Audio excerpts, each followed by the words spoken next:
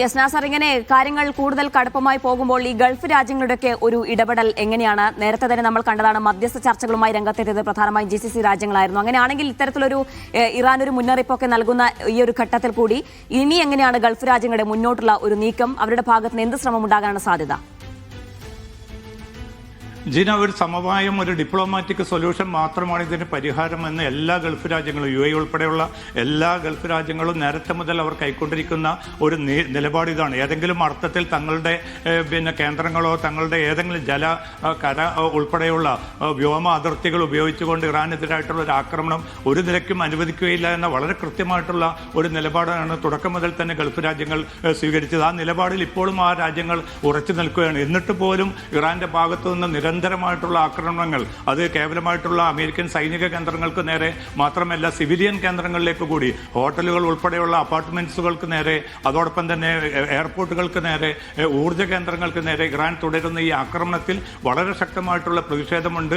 UN നേതൃത്വത്തെ ഇന്നും Qatar ഉൾപ്പെടെയുള്ള രാജ്യങ്ങൾ അക്കാര്യം രേഖാമൂലം തന്നെ അറിയിച്ചിട്ടുണ്ട്. ഈ പ്രശ്നത്തിൽ ഇടപെടേണ്ടതുണ്ട്. കാരണം തങ്ങളുടെ പരമാധികാരത്തിന് നേരെയുള്ള ഒരു കടന്നുകയറ്റമാണ് നിരന്തരമായിട്ട് ഇറാൻ നടത്തുന്നത്. പക്ഷേ എങ്കിൽ പോലും നേരത്തെ ജീന സൂചിപ്പിച്ചതുപോലെ ഒരു സമവായ ചർച്ചകൾ ഇപ്പോൾ യൂറോപ്യൻ രാജ്യങ്ങളുമായിട്ട് നിരന്തരമായിട്ട് ഇപ്പോൾ ഗൾഫ് രാജ്യങ്ങൾ അത്തരമൊരു നീക്കം നടത്തുന്നുണ്ട്. കാരണം ഈ സംഘർഷം ലഘൂകരിക്കപ്പെടണം. ഇത് അനിശ്ചിതമായിട്ട് നീണ്ടുപോകുന്നത് ലോക സമ്പദ്ഘടനയെയും ഈ മേഖലയുടെ സുരക്ഷയെയും പ്രതികൂലമായിട്ട് ബാധിക്കും. അതുകൊണ്ട് ഗൾഫ് രാജ്യങ്ങളിലെ പൊതുവെ ഒരു സ്ഥിതി എങ്ങനെയാണ്?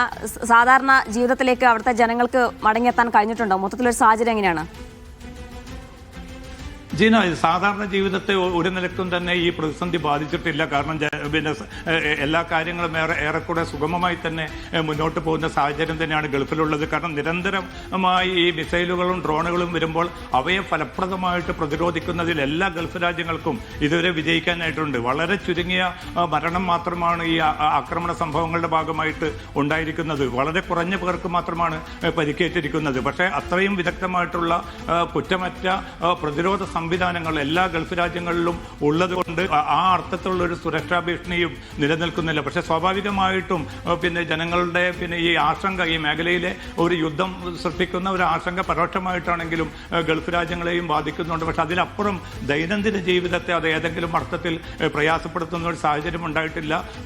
വിദ്യാലയങ്ങളിലും മറ്റുമൊക്കെ ഒരു വിദൂര സ്വഭാവത്തിലാണെങ്കിലും അതൊക്കെ നടന്നുകൊണ്ടിരിക്കുന്നുണ്ട്. വിപണി വളരെ സജീവമായി തന്നെ മുന്നോട്ട് പോകുന്നുണ്ട്. ആ അർത്ഥത്തിലുള്ള ഒരു ഭീഷണിയൊന്നുമില്ല. പക്ഷെ മുന്നറിയിപ്പ് നിർദ്ദേശം നൽകുകയും ആ മുന്നറിയിപ്പിനനുസരിച്ച് അത്തരത്തിലുള്ള മുന്നറിയിപ്പൊക്കെ ഇപ്പോഴും നിലനിൽക്കുന്നുണ്ട് എന്നാണ് മനസ്സിലാക്കുന്നത്. ജനജീവിതത്തെ യാതൊരു രീതിയിലും മോശമായി ബാധിച്ചിട്ടില്ല എന്നത് ആശ്വാസകരമാണ്. ഏതായാലും ഇപ്പോൾ MC നാസർ സൂചിപ്പിച്ചതുപോലെ തന്നെ ഇറാന് വീണ്ടും ഒരു അന്ത്യശാസ്ത്രം എന്ന നിലയിൽ ഒരു മുന്നറിയിപ്പ് നൽകിയിരിക്കുകയാണ്. നിരുപാധികം കീഴടങ്ങണം, അല്ലെങ്കിൽ ഒരു ചർച്ചയ്ക്കും ഒരു കരാറിനും തയ്യാറല്ല എന്ന രീതിയിൽ ഒരു അന്ത്യശാസ്ത്രം നൽകുന്നു. ഇറാനെ മഹത്തായ രാജ്യമാക്കി മാറ്റാമെന്നാണ് ട്രംപ് പറയുന്നത്. പരിഹാസമാണ് ഇറാന്റെ മറുപടി.